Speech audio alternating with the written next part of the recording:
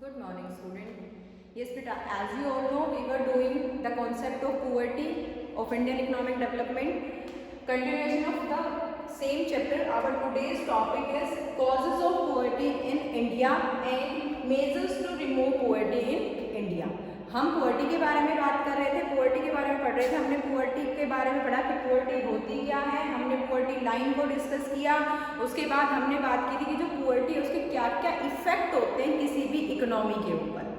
आज का हमारा टॉपिक है कि poverty जो है उसके क्या क्या रीजंस हैं इंडिया में. हम यहाँ पे जो पढ़ रहे हैं इंडियन इकोनॉमिक डेवलपमेंट को पढ़ रहे हैं, हम यहाँ पे इंडिया की इकोनॉमी के बारे में डिस्कस कर रहे हैं. तो ये जो हमारा आज का टॉपिक है वो क्या है कि causes of poverty in India and measures to remove poverty in India. कि इंडिया में poverty के क्या क्या कॉजेज है, क्या क्या कारण है, किन किन वजह से इंडिया में poverty है और कैसे हम उसको रिमूव कर सकते हैं, किन किन चीज़ों की हेल्प से हम उसको खत्म करने की या कम करने की भी कोशिश कर सकते हैं. क्लियर. हमने बात की थी कि poverty के लिए इतने सारे प्रोग्राम चलाए गए हैं, फिर भी आज तक के टाइम में इंडिया में जो poverty का रेट है वो बहुत हाई है, 21.9% के अराउंड है.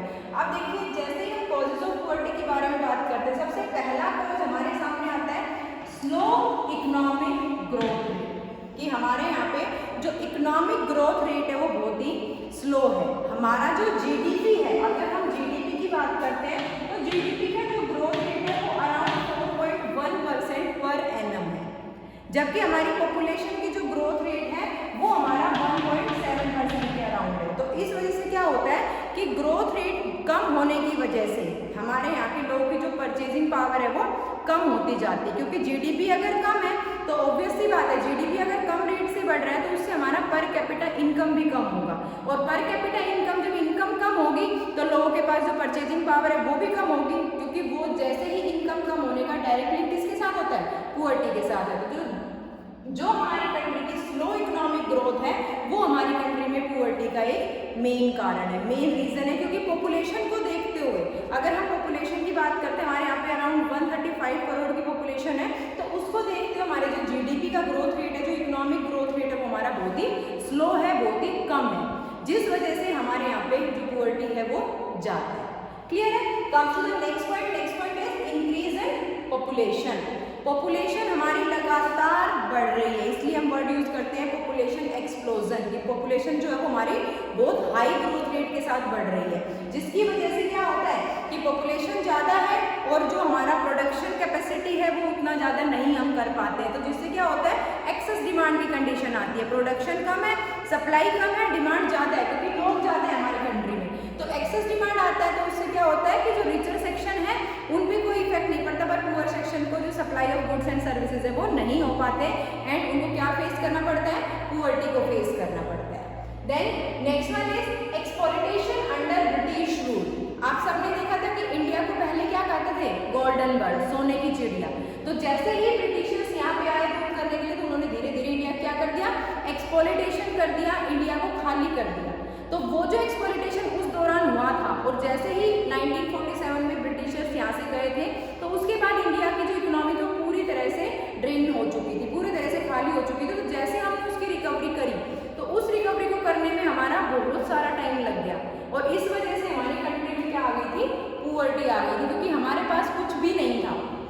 और जब हम उसको रिकवर करेंगे तो उस पर हमारे बहुत सारा टाइम स्पेंड हो जाता है, जिससे हम जल्दी डेवलपमेंट नहीं कर पाए और उस वजह से इंडिया में क्या स्प्रेड हो गई, पुअर्टी स्प्रेड हो गई.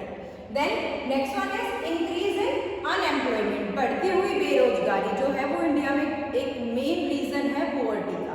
अनएम्प्लॉयमेंट क्या होता है, अनएम्प्लॉयमेंट एक सिचुएशन होता है जिसमें जो पर्सन विलिंग टू वर्क है, एबल टू वर्क है एट करंट वेज रेट, जब उन लोगों को भी काम नहीं मिलता है तो उसको हम अनएम्प्लॉयमेंट कहते हैं, बेरोजगारी कहते हैं. और इंडिया में जो बढ़ती हुई बेरोजगारी है वो भी पुअर्टी का एक मेन रीजन है. ऑब्वियस सी बात है, जनरली भी अगर हम सोचते हैं कि अगर कोई पर्सन अनएम्प्लॉयड है, वो पैसा कमाता नहीं है, वो कुछ करता ही नहीं है, तो वो अपनी बेसिक नीड्स को फुलफिल नहीं कर पाएगा और उसको पुअर्टी से सफर करना पड़ेगा. तो जो अनएम्प्लॉयमेंट है वो क्या है, वो पुअर्टी का एक मेन रीजन माना गया है.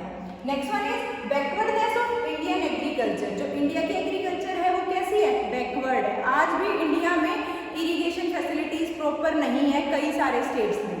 तो जब इरिगेशन फैसिलिटीज नहीं है तो उस वजह से क्या होता है कि उनके वहाँ पे एग्रीकल्चर प्रॉपर वे में वो नहीं कर पाते, ना प्रॉपर अच्छी न्यू टेक्निक्स है, ना गुड सीड्स, फर्टिलाइजर्स, तो ऐसी टेक्निक्स उनके पास नहीं है, मॉडर्न टेक्निक्स। बैकवर्ड टेक्निक्स होने के बाद जो इंडिया के फार्मर्स हैं वो एक अच्छा प्रोडक्शन नहीं कर पाते, जिससे वो किसको फेस करते हैं, पुअर्टी को फेस करते हैं।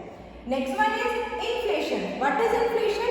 इन्फ्लेशन मीन्स महंगाई। यस, जब एक्सेस डिमांड होने की वजह से किसी भी प्रोडक्ट का जनरल प्राइस लेवल इंक्रीज हो जाता है, जनरल प्राइस लेवल बढ़ जाता है, तो उसको हम क्या कहते हैं, इन्फ्लेशन कहते हैं। और जब इन्फ्लेशन आता है, जब महंगाई बढ़ती है, तो उसके कारण क्या होता है कि जो पुअर सेक्शन होता है वो प्रोडक्ट्स को बाय नहीं कर पाता है महंगाई की वजह से, और फिर उसको क्या फेस करना पड़ता है, पुअर्टी को फेस करना पड़ता है if he is unable to fulfil his basic requirements because of inflation. Clear? Next one is inequality of income and wealth. Inequality मतलब difference between richer section and poor section. हमारे यहाँ पे जो income का distribution है वो equal नहीं है। आप पता है डिफरेंट जो हमारे रिचर सेक्शंस हैं, डिफरेंट रिचर सेक्शन है, उनके पास बहुत सारी इनकम है, जबकि हमारे जो पुअर सेक्शन है, जो बड़ा लार्ज साइज जैसे पॉपुलेशन का, वो उनके पास इनकम का बहुत कम शेयर है। आपने देखा होगा ना कि हमारी जो बिग जो 156 कंपनी जो किसके पास है, 7 इंडियन रिचर सेक्शंस के पास है, सिर्फ 7 फैमिलीज के पास है जो रिचर है, लाइक आपका टाटा हो गया, रिलायंस हो गया, इनके पास। तो उससे क्या होता है कि पुअर सेक्शन जो है उनके पास इनकम का बहुत कम शेयर है, जबकि रिचर सेक्शन के पास बहुत ही ज्यादा शेयर है। तो ये जो unequal distribution of income and wealth है, इसकी वजह से हमारी इकोनॉमी में बहुत ज्यादा पुअर्टी फैली हुई है। क्योंकि अगर इनइक्वल डिस्ट्रीब्यूशन ना हो, सबके पास थोड़ा थोड़ा शेयर जाए, तो उस वजह से कभी भी हम पुअर्टी में नहीं जाएंगे। बट इनइक्वालिटी की वजह से यहाँ पे पुअर्टी बहुत ज्यादा स्प्रेड आउट हो चुकी है। Next one is social factor. Social factor means like caste हो गया, क्लास हो गया, बैन ऑन गर्ल्स चाइल्ड हो गया। तो ये कुछ हमारे ऐसे सोशल फैक्टर्स होते हैं कि जिनकी वजह से भी हमारे यहाँ पे पुअर्टी बहुत ज्यादा फैली हुई है। जैसे कास्ट के बेस पे कह दिया कि किसी कोई ऐसे है SC ST कैटेगरी के, तो उनके पास भाई लैंडलेस होते हैं, उनके जमीन नहीं होती है। तो ये हमारे कुछ ऐसे सोशल फैक्टर्स हैं जो हमारी इकोनॉमी में गरीबी का मेन कारण बना हुआ है। उसके बाद low rate of capital formation. Capital formation is investment. Capital formation क्या होता है, इन्वेस्टमेंट होता है। अब लोग क्या करते हैं, लोग इन्वेस्टमेंट कम करते हैं। इंडिया के जो लोग हैं वो इन्वेस्टमेंट कम करते हैं। इन्वेस्टमेंट कम करेंगे तो क्या होगा, प्रोडक्शन कम होगा, प्रोडक्शन कम होगा तो GDP कम होगा, और GDP कम होगा तो पर कैपिटा इनकम कम होगी, जिसकी वजह से हमारी क्या स्प्रेड होगी, पुअर्टी स्प्रेड होगी। जो रिचर सेक्शन है उनके पास इनकम का कम पार्ट जाएगा, जिसकी वजह से वो किसको फेस करेंगे, पुअर्टी को फेस करेंगे। क्लियर है? These are the some basic causes of poverty in India. India की कुछ जो पुअर्टी है उसके कुछ बेसिक रीजंस है जिनकी वजह से इंडिया में ज्यादा पुअर्टी फैली हुई है। Now comes to the next topic. Next is measures to remove poverty. How to remove poverty in India. क्या क्या ऐसे मेजर्स हैं जिनसे पुअर्टी को रिमूव किया जा सकता है, कम किया जा सकता है। These are some general measures to remove poverty. इसमें फर्स्ट पॉइंट है कंट्रोल ओवर पॉपुलेशन। पॉपुलेशन को कंट्रोल करके पुअर्टी को रिमूव किया जा सकता है, क्योंकि अगर पॉपुलेशन कम ग्रोथ रेट से बढ़ेगा तो उसको हम GDP के साथ मैच कर पाएंगे, बैलेंस कर पाएंगे, जिससे जो हमारी पुअर्टी क्या हो जाएगी, डिक्रीज हो जाएगी, रिमूव हो जाएगी। क्लियर? क्योंकि जितने भी हमारे सोशल प्रॉब्लम्स है, चाहे हमारी पुअर्टी है, चाहे हमारी अनएम्प्लॉयमेंट है, चाहे हमारा इन्फ्लेशन है, इन सब का जो मेन रीजन है वो पॉपुलेशन है हमारी कंट्री, क्योंकि हमारी कंट्री की पॉपुलेशन बहुत ज़्यादा है। मैंने पहले आपको बताया था कि पूरे वर्ल्ड की 18% पॉपुलेशन को हम लेके बैठे हैं, और हमारे पास जो एरिया है वो कितना है, 2% एरिया है। तो उस वजह से पॉपुलेशन हर चीज़ की, हर सोशल प्रॉब्लम की जड़ बनी हुई है। तो अगर हम उन सारी चीज़ों पे, पॉपुलेशन पे अगर हम कंट्रोल कर लें, तो जितने भी हमारी सोशल प्रॉब्लम्स है, लाइक आपका पुअर्टी हो गया, इन्फ्लेशन हो गया, अनएम्प्लॉयमेंट हो गया, वो सारे हमारे रिमूव हो सकते हैं। तो अगर हमें पुअर्टी को रिमूव करना है तो क्या करना पड़ेगा, थ्रू द पॉपुलेशन कंट्रोल। कि अगर हम पॉपुलेशन को कंट्रोल करें तो उससे हमारी पुअर्टी जो इकोनॉमी की वो रिमूव हो सकती है। Next one is higher rate of economic growth. Economic growth को इम्प्रूव करके, GDP को इम्प्रूव करके। यस बेटा, जो भी हम कॉजेज पढ़ते हैं, कॉजेज का मतलब क्या होता है, उस चीज के कारण। तो जो कारण होंगे, जब हम उन सारे कारण को मिटा देंगे, उन सबको रिमूव कर देंगे, तो ऑब्वियसली बात है वो सिचुएशन अपने आप ठीक हो जाएगी। तो वहाँ पे हमने कॉजेज में पढ़ा था पुअर्टी का कि हमारी जो इकोनॉमिक ग्रोथ है वो स्लो है, वो लो है। तो अगर हम उसको हाई कर दें तो ऑब्वियसली बात है वो प्रॉब्लम हमारी ठीक हो जाएगी। तो ये क्या है, higher rate of economic growth. कि अगर हम अपनी इकोनॉमिक ग्रोथ को हाई कर दें, अगर हम अपने GDP को बढ़ाएं, तो उससे हमारी रिमूव हो सकती है। Next one is minimum need programme. Minimum need programme कौन चलाता है? गवर्नमेंट चलाती है, जिसमें पुअर फैमिलीज की मिनिमम नीड्स को फुलफिल करने की कोशिश की जाती है through the PDS system, public distribution system. क्या होता है ये सिस्टम? पब्लिक डिस्ट्रीब्यूशन सिस्टम में जो भी हमारी बीपीएल फैमिलीज होती है उनको बेसिक रिक्वायरमेंट्स की चीजें डिस्ट्रीब्यूट की जाती है लोअर रेट पे, एमआरपी से कम रेट पे दी जाती है। ठीक है, एमआरपी जो होता है उससे कम रेट पे दी जाती है, उस रेट को हम क्या नाम देते हैं? फेयर प्राइस का नाम देते हैं, और फेयर प्राइस हमेशा एमआरपी से कम होता है। Next one is reduction in inequality. Inequality को रिड्यूस करके जो भी डिफरेंस हमारे यहाँ पे क्रिएट किया हुआ है रिचर और पुअर सेक्शन के बीच में, तो अगर हम उसको रिमूव कर दें तो उससे भी पुअर्टी कम हो सकती है। और रिमूव कैसे कर सकते हैं? By using taxation and subsidies जो पॉलिसी है उनको यूज करके। जो रिचर सेक्शन पे है उस पर टैक्स इम्पोज कर दो, जो पुअर सेक्शन उनको सब्सिडीज दे दो, तो उससे क्या होगा कि उनका जो गैप है वो क्या हो जाएगा? कम हो जाएगा, और किसी हद तक हमारी जो पुअर्टी है वो रिमूव हो जाएगी। Next one is social security measure. Social security measures like old age pension. Government जो ओल्ड एज पेंशन देती है, आप देखते हो गवर्नमेंट स्कूलों में बच्चों को फ्री बुक्स वगैरह दी जाती है, बच्चों को फीस नहीं दी जाती है, तो ये सारी क्या है? सोशल सिक्योरिटी मेजर्स हैं जो गवर्नमेंट ने चलाए हुए हैं रिमूविंग द पुअर्टी, पुअर्टी को रिमूव करने के लिए। Next one is increase in investment. Investment को बढ़ा के, अगर इन्वेस्टमेंट बढ़ाएंगे तो क्या होगा? इन्वेस्टमेंट का मतलब क्या होता है? Capital formation. नई मशीन लेके आओ, नई मशीन लाओगे तो एम्प्लॉयमेंट बढ़ेगा, एम्प्लॉयमेंट बढ़ेगा तो ऑब्वियस सी बात है पुअर्टी अपने आप कम होगी, और प्रोडक्शन बढ़ेगा तो जीडीपी बढ़ेगा, जिससे नेशनल इनकम इंप्रूव होगी। तो अगर इन्वेस्टमेंट को इंक्रीज कर दिया जाए तो उससे भी जो पुअर्टी है वो हमारी रिमूव हो सकती है। Next one is more employment opportunities. ज़्यादा से ज़्यादा एम्प्लॉयमेंट अपॉर्चुनिटीज को क्रिएट करके, अगर एम्प्लॉयमेंट ज़्यादा होगा तो पुअर्टी अपने आप क्या हो जाएगी? कम हो जाएगी। इनडायरेक्ट रिलेशन होता है, क्योंकि एम्प्लॉयमेंट आ जाएगा, लोगों को नौकरियां मिल जाएंगी, वो पैसे कमाएंगे और अपनी बेसिक रिक्वायरमेंट्स को कंप्लीट कर पाएंगे। Next one is encouragement of cottage and small scale industries. Small scale industries और कॉटेज इंडस्ट्री, जो छोटे छोटे हमारे लघु उद्योग होते हैं, उनको प्रमोट करके भी हम पुअर्टी को रिमूव कर सकते हैं। क्लियर है?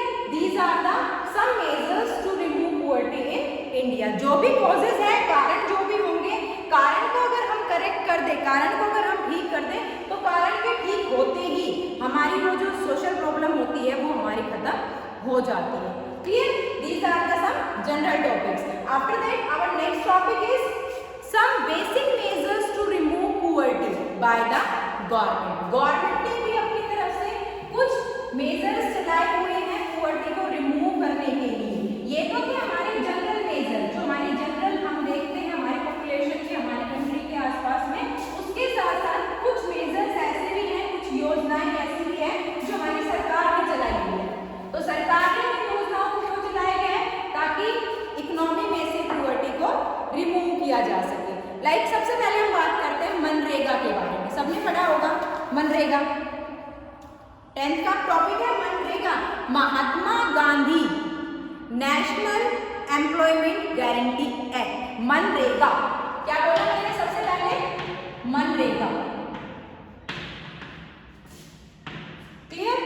MNREGA means Mahatma Gandhi National Rural employment Guarantee Act. ये हमारा एक्ट कब पास हुआ था? इन 2005 में। 2005 में इसको पास किया गया था, और किस लिए पास किया गया था? As the name suggest for the rural employment guarantee. Rural employment guarantee मतलब कि इस एक्ट में क्या होता है? एक ऐसी योजना थी, इस योजना में गांव के जो लोग हैं उनको मिनिमम 100 डेज, ठीक है, 100 days in a year, per year 100 days work employment दिया जाता है, वेज एम्प्लॉयमेंट, पेड एम्प्लॉयमेंट दिया जाता है, ताकि वो लोग अगर 100 दिन काम करेंगे तो 100 दिन में वो इतना अर्न कर लेंगे कि वो अपनी बेसिक रिक्वायरमेंट्स को कंप्लीट कर पाएंगे।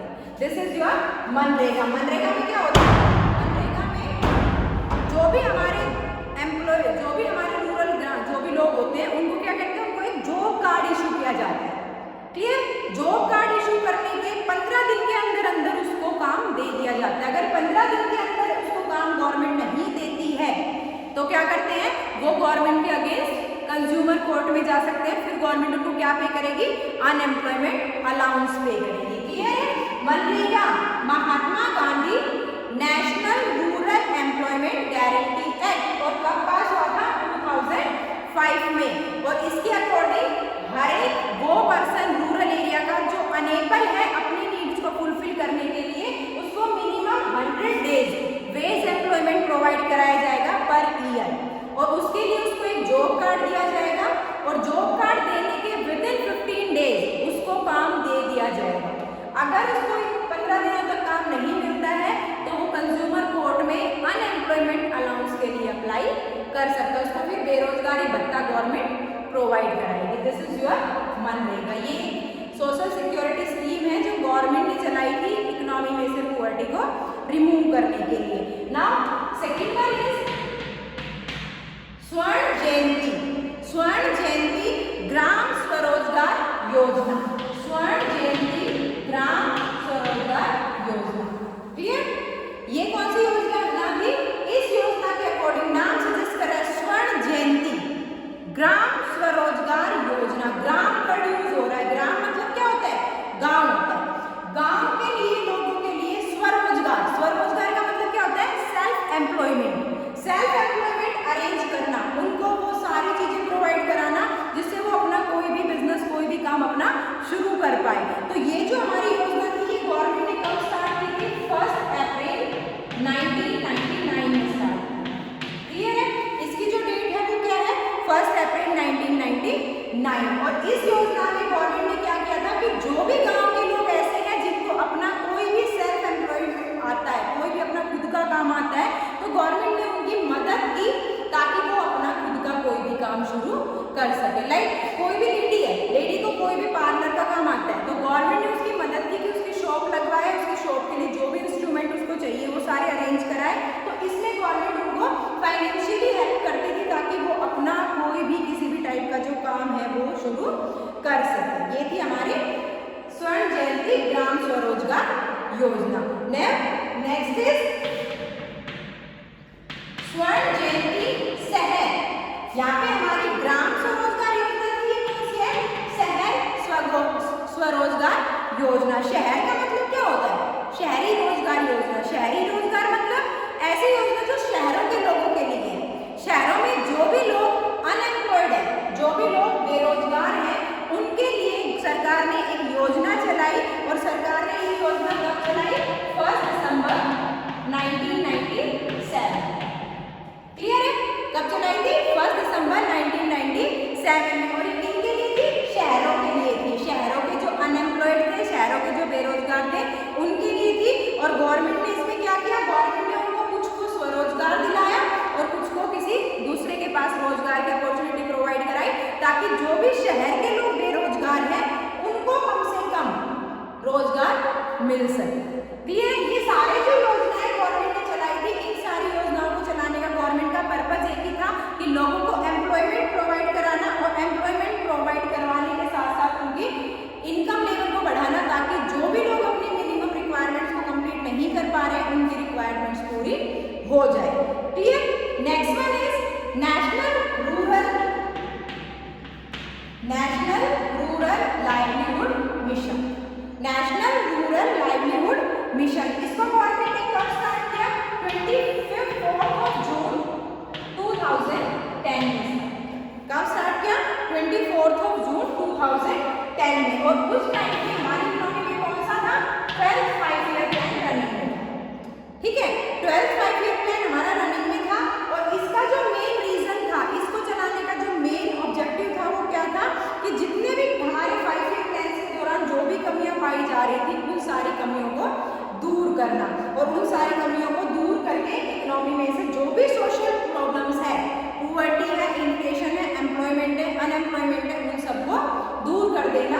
और इसमें गवर्नमेंट ने क्या किया? Livelihood programme. लाइवलीहुड का मतलब क्या होता है कि जीने के लिए जो भी चीजें चाहिए उन सबको उनको प्रोवाइड कराना। और इसमें गवर्नमेंट ने क्या किया? इम्प्लीमेंट्स किए सेल्फ एम्प्लॉयड के लिए। सेल्फ एम्प्लॉयमेंट के लिए कि लोगों को ट्रेनिंग देना, सिलाई सिखाना गाँव में जा जाके लेडीज को, ताकि वो सेल्फ एम्प्लॉयड हो सके, सिलाई करके वहाँ से इनकम जनरेट कर सके। तो ये हमारे इस प्रोग्राम की कुछ सर्टेन फीचर्स थे। Then next one is prime minister Sadak Yojana. सड़क योजना का मतलब क्या हो गया? ग्राम सड़क योजना थी। सड़क योजना नाम सजेस्ट कर रहा है एक ऐसी योजना जिसमें हर गांव को किससे जोड़ा गया? सड़कों से जोड़ा गया। और ये गवर्नमेंट ने कब चलाई? 5 दिसंबर 2000 में इसको चलाया गया और इसको 25 दिसंबर 2000 में इसको चलाया गया। और इसमें गवर्नमेंट का जो मेन इसका चलाने का पर्पस था वो क्या था कि हर एक गांव को सड़कों से जोड़ना। प्राइम मिनिस्टर ग्राम सड़क योजना। ग्राम सड़क योजना मतलब कि आप देखते थे कि पहले गांव में सड़कें नहीं थी, कच्चे रास्ते होते थे, तो गांव के लोग अगर कोई भी प्रोड्यूस करते थे, कुछ भी बनाते थे, तो वो उसको कहीं बाहर बेचने नहीं जा पाते थे। तो गवर्नमेंट ने क्या किया कि गवर्नमेंट ने ग्राम सड़क योजना चलाई। हर एक गांव को सड़कों से जोड़ा गया। और सड़कों से जोड़ने का जो मेन पर्पस था वो क्या था कि गांव और मार्केट में का जो भी डिस्टेंस है, जो भी बैरियर्स आते हैं, वो सारे रिमूव हो जाए और इजीली गांव के लोग जो है वो बाजार जा सके और अपनी चीजों को बेच सके। तो ये इसके साथ हमारे कुछ और प्रोग्राम्स थे लाइक मिनिमम नीड्स प्रोग्राम, जिसमें गवर्नमेंट ने गांव के लोगों की मिनिमम नीड्स पे फोकस किया, लाइक वाटर है, इलेक्ट्रिसिटी है, फूड है, इनको प्रोवाइड करवाया गया। उसके बाद हमारे कुछ और भी थे लाइक हमारा हाउस फॉर ऑल प्रोग्राम था गवर्नमेंट ने जो चलाया। हाउस फॉर ऑल का मतलब क्या है? अभी सुना था ना, सबके लिए निवास आवास योजना। आवास योजना का मतलब क्या था कि जितने भी हमारे ऐसे लोग हैं जिनके पास अपना खुद का घर नहीं है, उन सबको हाउस प्रोवाइड कराना। ये हमारे कुछ ऐसे प्रोग्राम्स हैं जो गवर्नमेंट ने चलाए पुअर्टी को रिमूव करने के लिए।